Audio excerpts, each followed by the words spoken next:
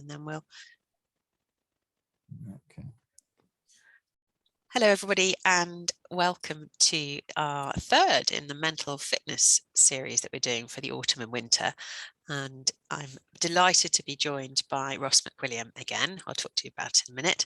I'm Jenny Pelling. I'm the Apprenticeship Partnerships Director at Kaplan, and I'm one of the mental health first aiders here. And I've been having conversations with Ross over the last few months about how to strengthen our mental fitness. And it's a really good session today, one I'm interested in, about perfectionism, imposter syndrome, overcoming procrastination, and all sorts of helpful hints. And I'm going to hand you over to our expert speaker and author, Ross McWilliam. And he has trained many people across the country on mental health. We're really fortunate to have him with us and be able to share this recording with you afterwards. Over to you, Ross. Thank you. Thanks, Jenny. I thought I'd put my face on the screen to start with today, rather than just seeing the PowerPoints, which we'll get to. But yeah, it's a fascinating subject today, and it's talking about perfectionism. And perfectionism, are we aware that we're actually engaged in that process of trying to be better or achieving something that maybe sometimes out of our grasp? And if you keep doing that over time, it can wear you out. How to handle nerves very quickly. And performance, life's about performance, isn't it? And that one thing you've probably heard about, but don't know too much about, imposter syndrome. What is it? And here's a question for you. Could it be a good thing? Okay. So I thought we'll get into the slides now, and we'll have a little journey through and see where we get to in the next 40 minutes or so. So that's what we're doing today.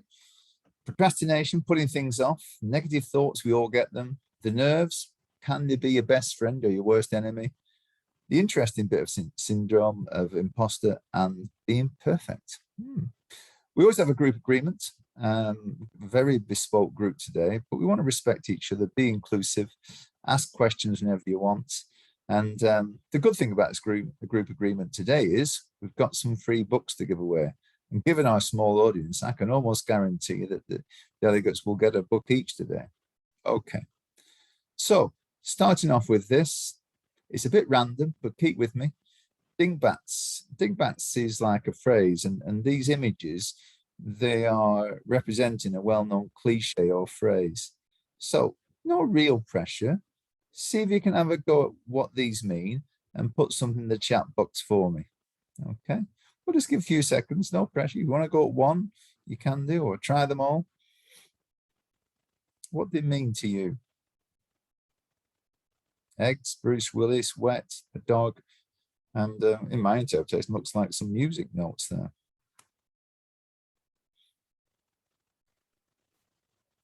I really struggle with this, Ross. Oh, that's part of the process.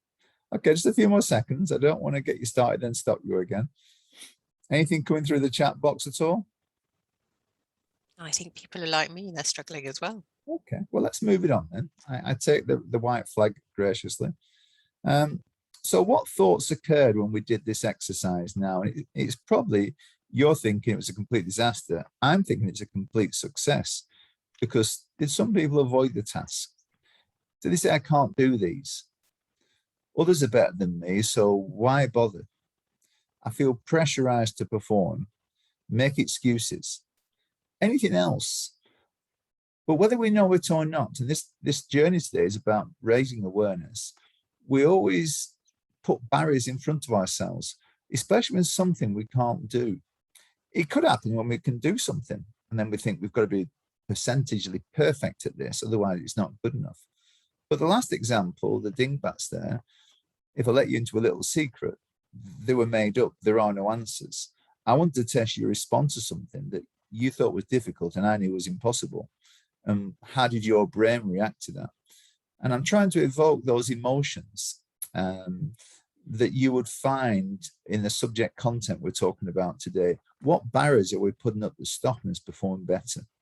Yeah, so I was a bit naughty there, but please forgive me on that one. So if we're looking at change as a concept, and I like talking about change in its simple form, there's three principles to this. You've got to be aware of the need to change. So all the things we're talking about today, there's got to be awareness that you maybe need to be aware of imposter syndrome. need to be aware of your nerves, need to be aware that you're involving yourself in perfectionism, because that is part of the problem. We might not know we're going down that channel of thinking. We then take specific action, which I'll give you today, some remedies, and then we'll get some feedback. The feedback happens not immediately necessarily. It can happen through co-workers, through your line managers, through friends who give you that feedback, and then you polish and you change and you go back to the action again. So that's what we're revolving around today. So let's look at some of these barriers that we saw with the dingbats before. Let's see if we can analyze some of them. Procrastination, putting things off. When it's its most extreme, putting it off, that process is worse than actually doing the task in hand. And a great example is exam study, where people often, I'll do it later, I'll do it tomorrow. And that process of constantly putting things off, it demoralizes us sometimes. And then we feel a bit guilty. And then almost we build it to be something so big, we can't even attempt it. You know, how do you take the journey of 1,000 miles just with the first step? So that putting it off can make the task so much worse. You may be not aware that you're putting something off. And that's an interesting concept in itself. You might be quite subtle in your thinking, in the way you operate, that you always make subtle, subconscious excuses not to do something. You have an irrational fear that if you ignore it, then it will go away or not be as bad. And some people think like that. You know, children and adults do that. And the biggest challenge, I think, to procrastination is trying to have this lining things up to be perfect. So let's go back to the exams again. It's got to be the right time for me in the right place, nice and quiet with the right support. I've got the books, and I'm gonna make that first step. And we call that analysis paralysis, which is a whole issue in itself, that people want it to be perfect, ready for you to study, for instance, in this example. That links into perfectionism later on, but it's another aspect of it. So one of the barriers we've got to improving our performance is procrastination. The second barrier is negative thoughts. We all get negative thoughts, even the top performers in the world. And this is an interesting comment here. 36,000 thoughts a day. Some books and research will be say higher. This is the most consistent one, but 70% are negative. Wow, we're only juggling 30% positive thoughts each day. So we're not fully aware this is happening to us, and this awareness is coming back again. So we've really got to challenge this negativity at source. Yeah. Sometimes it's genetic, sometimes it's an environmental, sometimes a combination. There are certain people, and I know Jenny seems to be like this when I've spoken to her on many occasions in the last year or so. She's very much a glass half full, that she's looking for the opportunities to replenish and grow, rather than to hold on to what she's got and think it's not enough. So when we have these negative thoughts, do we just ignore them or do we recognize them? There's a lot of research I've done about this. I'll just go back to that slide a second. There's a lot of research done, and they talk about in sports psychology that you can't stop negative thoughts coming to your head. So therefore, the best way of dealing with it is to accept them, to recognize them, and then to use them to your benefit. And I'm going to show you how to do that afterwards in the second half of today's presentation. Let's go back to another barrier, nerves. Your best friend or your worst enemy? Okay, it's interesting. Are they the enemy? Or they make us better for performance? I don't know if you remember last time we talked about the performance curve of stress. And if we don't get enough stress and things to do and challenges, we can rust out, commonly associated with people maybe who've retired. The opposite side, maybe a high-flying professional, as many of you people will be or are now, that we can do too much and for too often, for too long, and get burnout. So, you know, nerves, I think they're very positive.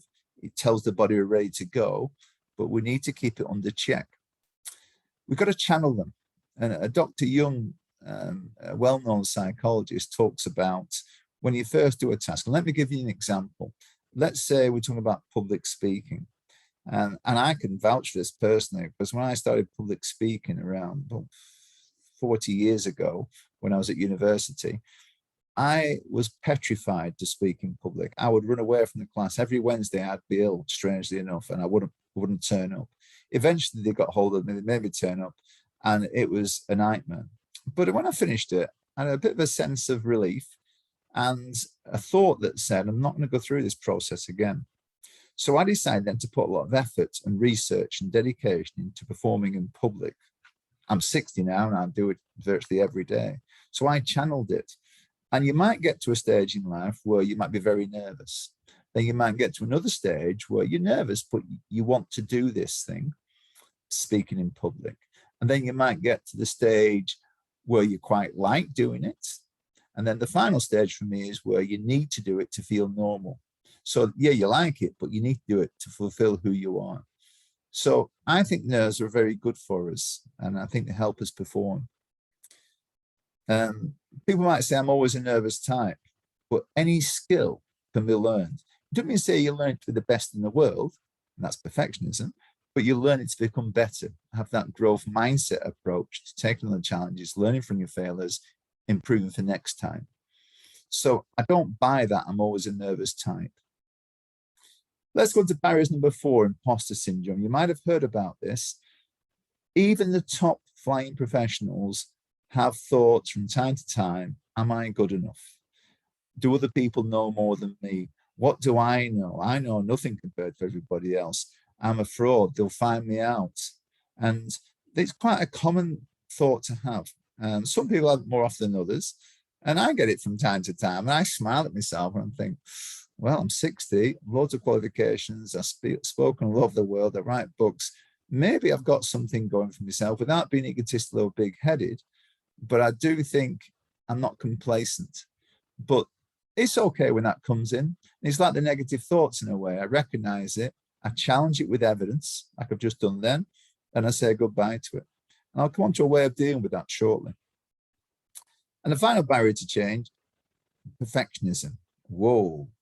The downward spiral of comparison, whether face-to-face or social media, with your colleagues in the workplace.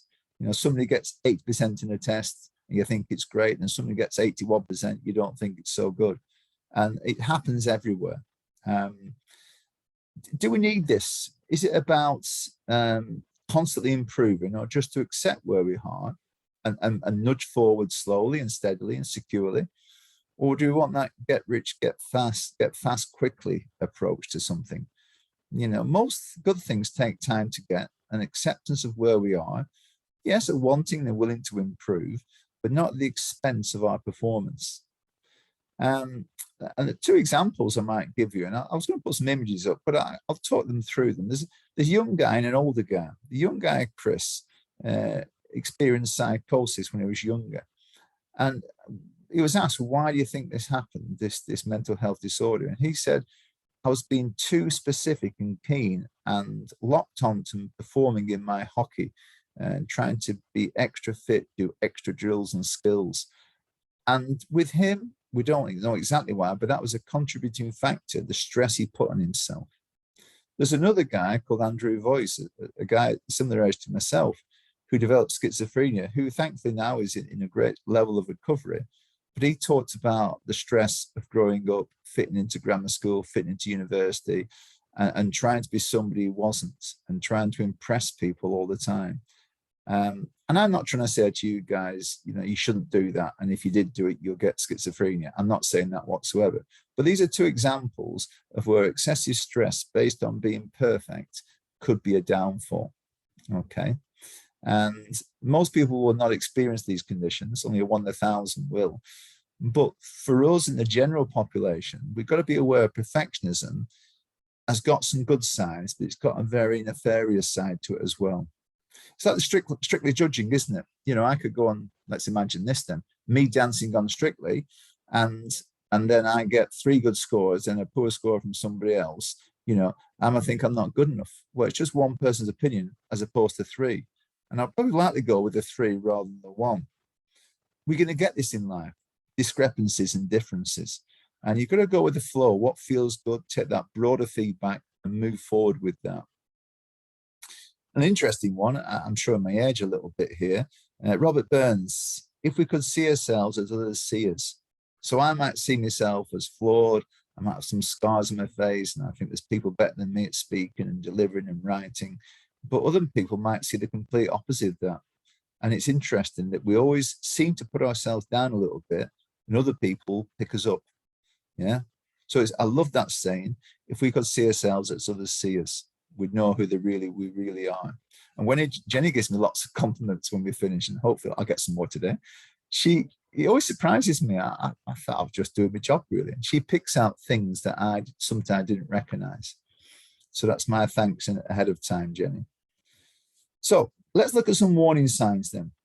What's going to stop us getting this imposter syndrome and making it dwell on us? What's going to stop us being perfectionism all the time? What's going to stop these nerves? So some of the warning signs is if we overthink about something, we overthink and we dwell, and then we can catastrophize that the worst case scenario is going to happen. So I'm speaking in public, I'll lose my voice and I won't be able to speak. And we have other types of psychological thinking, thinking that black and white thinking, it's either this or it's that, it's good or it's bad, or it's generalized thinking. Generally I'm rubbish at maths, I'm all right at English, and generalized thinking, oh, not another thing to do, oh my goodness, we can't do this. And I think half the time it affects not only us as a person, but our sort of well of self-esteem. And I mentioned that down there, how much we value ourselves, our self-worth. And we often do this, knowingly or unknowingly, we self-sabotage. And people do this quite well. And there's an interesting study of young people going for jobs. And there was like 9 out of 10 young men who went for a job thought they were very well qualified and would get the job. And when women went for the same job, only 6 out of 10 thought they were well qualified. And it turned out that the girls more often than not got the job before the boys, despite the boys thinking they were perfect suited for the job. And it's an interesting, maybe they've got a slightly over exaggerated self-esteem, which is not always a bad thing. But certainly the point I'm trying to make here is that the ladies in this case, in this sample, underestimated themselves. They weren't good enough. So why apply for the job? I haven't got all these criteria in place. And the boys were ticking all these criteria and they didn't really have them at all. It's an interesting one, isn't it? And avoidance we talked about at the start there. So how do we fix this? I've given you all the problems. I've given you what we shouldn't be doing. Let's look at what we can do. Okay. And I love this. We've mentioned this briefly in another webinar we did, but I'm talking about green respond or red react. And when we've got a green respond, we catch ourselves. When something happens, we perform something. We recognize an awareness perhaps before the action. And the prefrontal cortex, that frontal part of the brain, is the logical and rational part of our performance. When we think about, is the sound good? Is the microphone in the right place? Is the lighting good? Is there enough chairs? Is there extraneous noise? Have I got my notes in front of me? Does the PowerPoint work?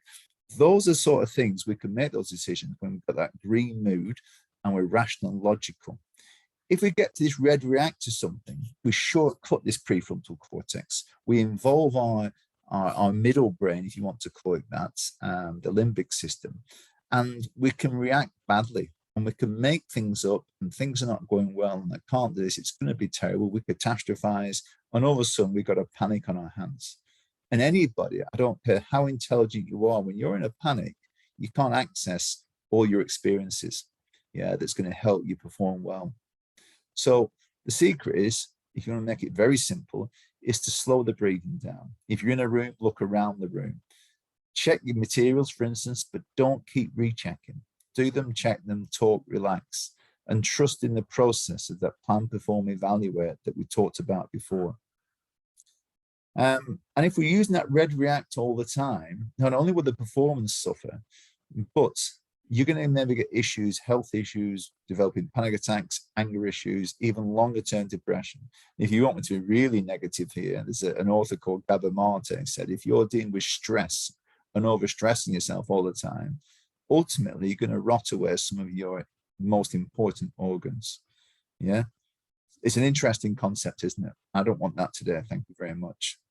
So, to respond to this, as I said before, look around the room, tell your prefrontal cortex, I need you, and I'm going to relax. I'm going to take the information in.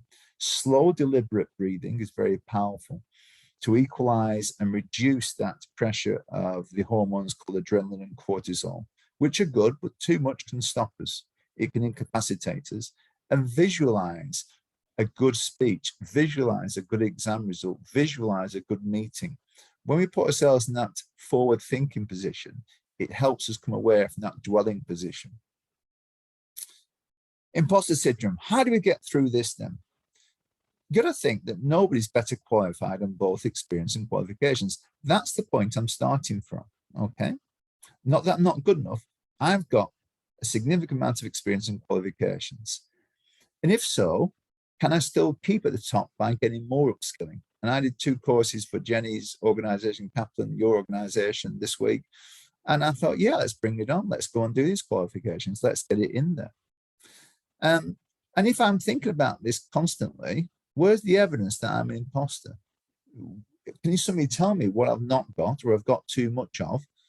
And then once you start working out your evidences, you put together a big document of evidence that, you know what, you're probably better than what you think, as Robert Burns would say before. And I think imposter syndrome, thinking, sometimes thinking, oh, am I the real deal? It keeps you on your toes to keep upskilling. And I'm constantly learning and doing new courses each year. And I get another one in before Christmas as well, because I want to and because I can. Okay, so the imposter syndrome as well, if you want to do something very simple about it, we can fill things in like this. And you can do this at home, either a shield or a wall, and put your qualities and achievements in the shield and wall. I'll just stop for a second and I'll give you an example. And I want you guys to think and give me an example of what you put in here. So for instance, if I'm looking at my 6 key qualities, I might put, I'm well prepared. I'm prepared to go and travel anywhere in the world to perform something. I've got lots of qualifications. I'm upskilling all the time. I'm listening to feedback and I believe in my self-esteem. Okay. Has anyone got anything they can want to say about themselves? One of their qualities in terms of their self-esteem, qualities and achievements. Anybody want to offer something either by verbal or in the chat box?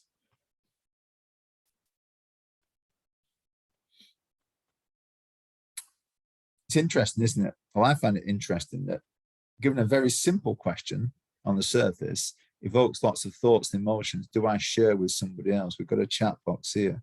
Let's have a look at this one. I don't panic, very laid back. Marcus, I like that one. Yeah, I do like that one, laid back. And I think you've got to use that and your strength and your personality type and make it work for you in the position you are. It's something that we did this exercise yesterday when I was at Edge Hill University, and we have a little sheet and we write some stuff out, like the wall next to us. We write lots of different things. Rather than 6, we might write about 20 out there. And this lecturer wrote to me, kind, organized, professional. And then she wrote something else. She said, happy. And I'd never described myself as happy, but she saw something in me that I couldn't see. Again, Robert Burns. And it made me think, maybe there's more going on than I'm giving myself credit for here. Not that I'm going to get egotistical and carried away, but it's nice when you get a feedback from somebody else. Okay, there's a little exercise you can do at your own time whenever you want. I like Liz's comment there. Believe in your own awesomeness. Yeah, I'm going to take that one, Liz. Well, I'm going to pinch that one, Liz. How's that? Yes, you've got to believe in it. And if you're a bit on the top side, that you get a bit disappointed, something didn't quite happen, it's certainly twice as good as being on the downside where you don't build yourself up enough and you don't take opportunities, like those girls not applying for jobs when they thought they couldn't fill all the categories, where the boys did, and they were nowhere near the filling the categories. Procrastination is an interesting one. So to stop yourself procrastinating, here's a simple one for you. Every night, write down 3 things in a book before you go to sleep, 3 things you did well. For me today, it's this webinar. It's been talking to Tom at Kaplan, and it's been you getting my next batch of books in front of me, ready to go out. I'll then at night time, before I go to sleep, I'll activate my reticulating activating center, the RAC, which looks for positive thoughts. So I'll put 3 things down I'm going to do tomorrow. Tomorrow, I'm going to get outside in the fells. Tomorrow, I'm going to see my marketing manager and do some marketing plans for the new year. And tomorrow, I will probably do and start myself up on another course. So I'm programming my mind to look for good stuff, and I'm putting it down and committing it to paper, and then I can do it tomorrow. I'm not going to procrastinate. It's there. I commit to myself. I don't need analysis paralysis. It's simple. Okay, so that's a process you can do each night to stop procrastination happening. Okay, so the next one, negative thoughts response. Now, we all get negative thoughts. And as I mentioned before, sports psychologists will used to say, just ignore them. But you don't ignore them anymore. They reckon the best way of doing it is to recognize them. And we call it acceptance commitment theory, ACT. It was started by a guy called Dr. Russ Harris, an Australian guy. And he said, in very simple terms, when you get the negative thoughts, you can do one of two things. The first thing, see the thought as knocking on your door, and it knocks on the door, you go and open the door and you say, whatever it was, but I'm going to probably say something, hello, negative thought, I recognize you, but I don't really have time for today, and close the door in its face. Give it some space, say go away. If that thought keeps coming back, this is like a visual metaphor, and knocks on your door again, I can open the door, so I'm having that negative thought again, and I invite the thought into my house. And the thought, then I'll let it go into the front room, into the kitchen, into the bathroom, upstairs, and then I'll show it out the back door. And I might stay with that thought for 30, 40 seconds, maybe longer, maybe a bit shorter. But what I'm saying to my body and my mind is that you're not going to put me over the edge. You're not going to get me so nervous I can't perform. I'm going to stay with you, and I'm going to breathe, and I'm going to see you leave the house, and I'm going to go on with the job I need to do. They're very simple, but I've had some very good feedback on which one works. And for me, I use mainly the front door knocking, but on occasions, if it's one of those days, go through the house and I'll look at my clock and I'll give it 30 seconds. See you later. I've got things to do. I like that one. I like that one a lot. Perfectionism response. How do you beat that perfectionism? We talked before about being aware that we may be being super resilient and so much achievement orientation that we're not actually, it's actually working against us, and it's delimiting us. So if you look at this little diagram here, remember that you're a work in progress. You know, I'm sure at 70, oh, it's a scary thought, isn't it? Rather than 60, I'll be better at 70 than at 60, but I might be better in different ways. It's not about being the best in the world for me, it's just about being better. So I say to myself, Ross, just be better today than you were yesterday, and better tomorrow than you are today. It's a good one, isn't it? That, yeah? Simple stuff like that. It could be one or two things I do today that moves me along that spectrum. So as you look at this spectrum in front of you, you know, learn by your past to create your future, love your mistakes, be nicely vulnerable and ask for feedback and use some of it if you need to. You don't have to take it all, but be prepared to change, but be prepared to be patient. And I can honestly say that I thought I might have cracked it when I was 40. And I got a bit disillusioned at the time. But in the last 10 years, we've got a nice momentum going. And certainly in the last year or so, I felt more relaxed with who I am. And I accept myself for more I am. And I don't try and compare and compete too much anymore. I do what I need to do in terms of marketing, performance, and self-evaluation and employee evaluation.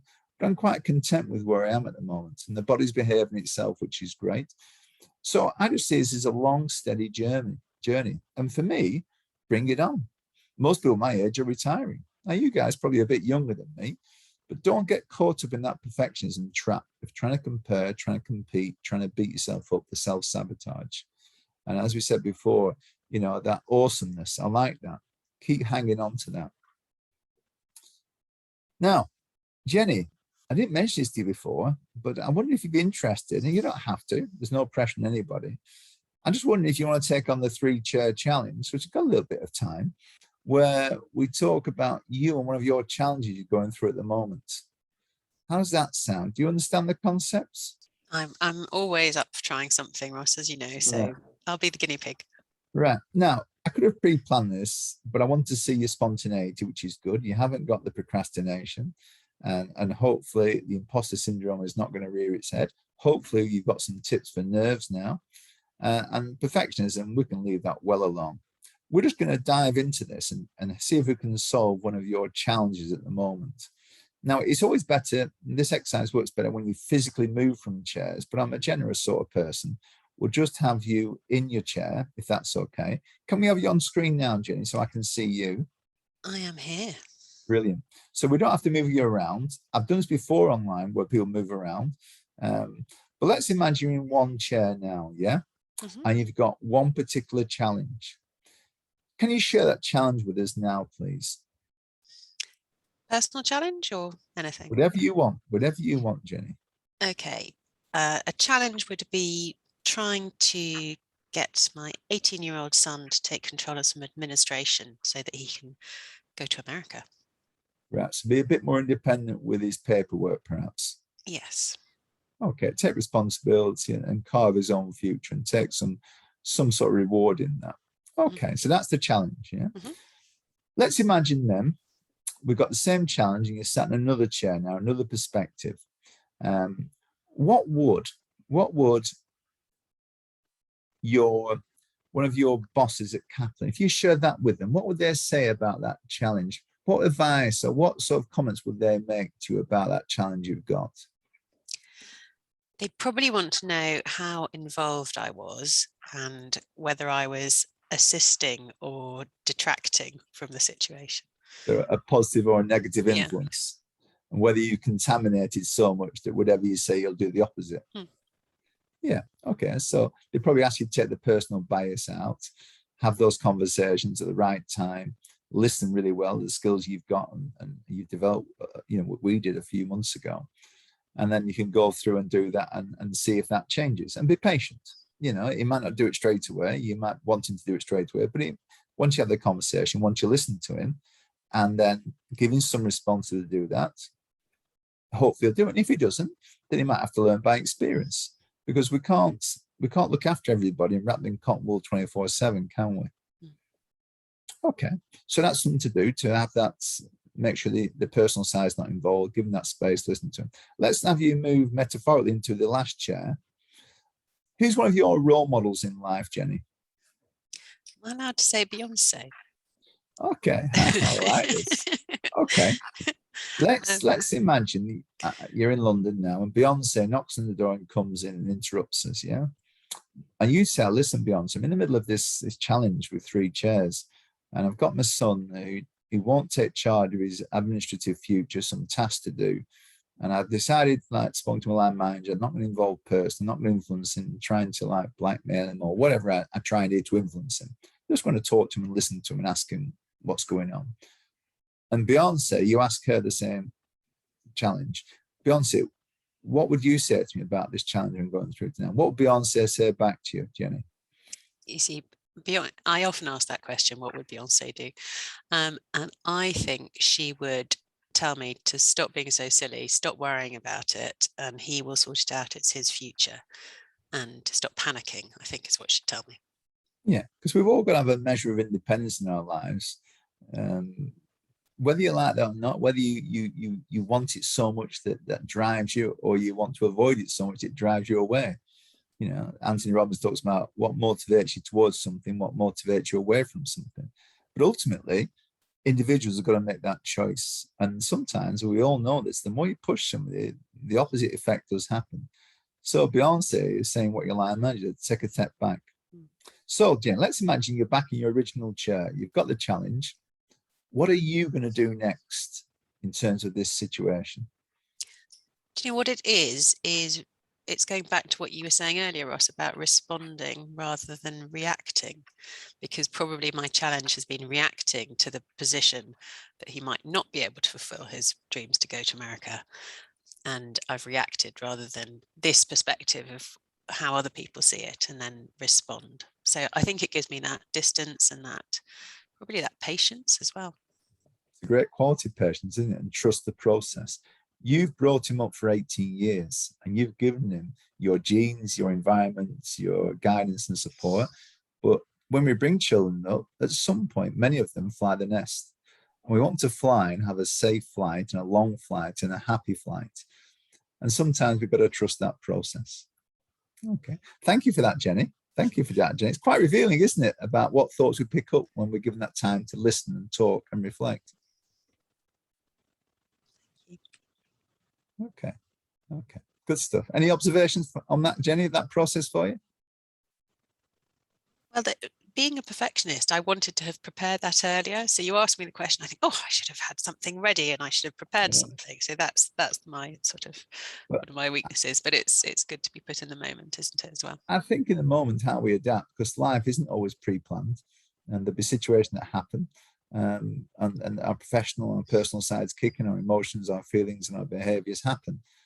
But let me tell you, as Robert Burns said, see ourselves, other people see us. That was highly articulate and very revealing for me, for you then to articulate back to me that I'm going to probably have a bit more hands off on this, and let's trust the process. That's what I got from it anyway. Okay, let's move it on. So let's have a summary then, a quick summary. Awareness is key. As Jenny said, that awareness of red react or green respond. Beware of ignorance and arrogance. Yeah, arrogance when we think we're Superman, and ignorance when no problem exists. I'm fine. You know, understand that you're a work in process. That spectrum I talk about. And again, it scares when I say that word, that number 70. But I think at 70, you know, I'm still progressing as a human being. I don't want any regrets when we put me in that final coffin. Just put me books with me. I'm fine. I don't want any regrets whatsoever in life. And I want to be nice to people and support people. And that's my journey. Be your biggest supporter. I think one of our guests, was it Craig, said, be your biggest supporter. Absolutely believe in yourself. Everything starts and ends with self-esteem, our self-respect, how much we value ourselves. And if we value ourselves, other people will probably value ourselves as well. I guess what? The opposite is exactly true. If we don't value ourselves, other people will tend to not value it as well. If you're ever struggling with any of these concepts, look for the evidence. Use reliable feedback, people you know, tests you've taken, evidence of performance factors. Always look for evidence, especially with that nasty person, the imposter syndrome. It likes to come out at night as well, when we're relaxed and when we have no subconscious thoughts. You're evaluating the day. Be careful of that. I'm always a big believer in learn, practice, and perform, but don't overanalyze that. Do it, park it, pack it away, bring it out for the show. Don't tie yourself out so when the show happens, you can't perform. So learn, practice, perform. Who's saying teaching, plan, perform, evaluate? Same principles, but then park it. And the more I park things now after my preparation, like I'm doing something for Captain next week with Tom, I'll prepare it this week and I'll drop it for a day and a half, pick it up, quick look at it, and then go with it. And I enjoy it more that way. The final moment I'll talk about, point here, is resilience caveat. Resilience is great, isn't it? Pushing, adapting, going against the tide when we shouldn't be, and we get in the air at the end. But if we do that all the time, we can wear ourselves out. And resilience is something that is a good friend, but a bad enemy. Ask yourself that question: am I just putting too much in for too long, for too often here? That frequency, intensity, and duration of stress is a very powerful concept.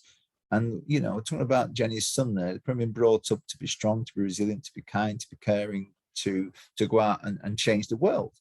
But sometimes that can almost be a burden at times, that we don't beat ourselves up. I've got to be this person 24/7. When I'm vulnerable with somebody, and I'm talking about innermost fears and things of that nature, it's almost like a recharge and a reassessment time for me. And it makes me think, you know what, I'm doing well, and I'm not going to push myself 24/7.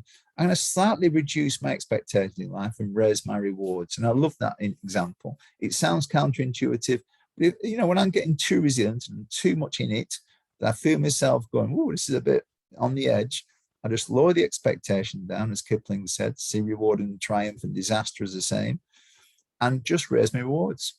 I'll do an extra crossword today. That makes me feel better. So, competition, Jenny. There's an old man on screen with long hair who needs a haircut, but I've got a month to go before I've done a year without a haircut. A competition. How about this, Jenny? We asked people to put in the chat box now just 2 things they've learned today, and the first 2 answers right, they'll get a book. And if we've got 2 people on, you're going to get a book. How's that? So repeat the question, Ross. The question is, put in the chat box 2 things you've learned from today. You can manage that for me, Jenny. I shall do. We've got, what is it? There's 2 participants. So you and me, it says 4. So they're both going to win. Slow breathing down. It's a perfect scenario, isn't it? Everyone's a winner. Procrastination is not my friend. I like that. Yes, one. Absolutely. Yes. Anything else? Any more gems, awesomeness coming out of this? Well, mine was visualize a good meeting. Yes. Yeah. Slow breathing down. Recognize my own positive attributes. Yeah, and keep doing it. Don't self-sabotage. Yeah.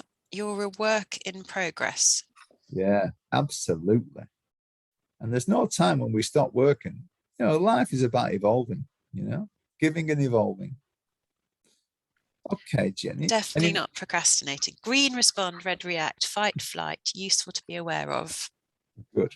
Right. I can confidently predict then, because you've got the books, Jenny. I'm just going to put a comment in. If you set, so to Marcus and to Liz, if you send me your address.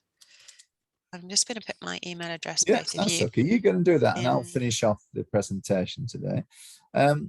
We've got some more stuff on the Kaplan website about this. The presentation we held there for you. Any concerns at all, go to your safeguarding officer at Kaplan there. Our next webinar is on December the 15th, when Santa might be in the building, and we're talking about the balancing act. We're going to quote some examples from the richest man in the world, Jeff Bezos, about how to manage study and work and home life commitments. So the Jeff Bezos way of work-life harmony. Just if you're interested as well, next Wednesday at 1 o'clock, I'm delivering a session on men's, and I'll come you can see me a bit more. I'm doing a session on men's wellness and the risk and protective factors that men need to be aware of. And again, similar theme to what we're talking about today, this awareness. So I'll talk about some of the risk factors that evolve around men's health to do with maybe genetics, environment, education, friendship groups, maybe a touch a bit on drugs and drink and bereavement, lots of different factors that we may or may not know about that can work for us or work against us in terms of getting a better mental health. And to finish off on one example, the famous actor, the black actor David Harewood, he developed schizophrenia, these delusions and hallucinations when he was very young, early 20s. And eventually he got some support from his friends, he got some support from the hospital, got some support from a counselor and his family, and he's recovered. And he's now a well-respected, high-performing actor in his mid-50s. But he said, if I'd have been aware of some of the risk factors of smoking, drinking, being out late, also being black Afro-Caribbean, that is statistically the highest group developed schizophrenia. And 8% of schizophrenia happens before 24. So he was young, he was doing stuff he didn't know was going to hurt him. He was in that dangerous cohort of people that we don't know why, but it happens. So he's a great success story. We're talking about things like that next Wednesday. Fantastic.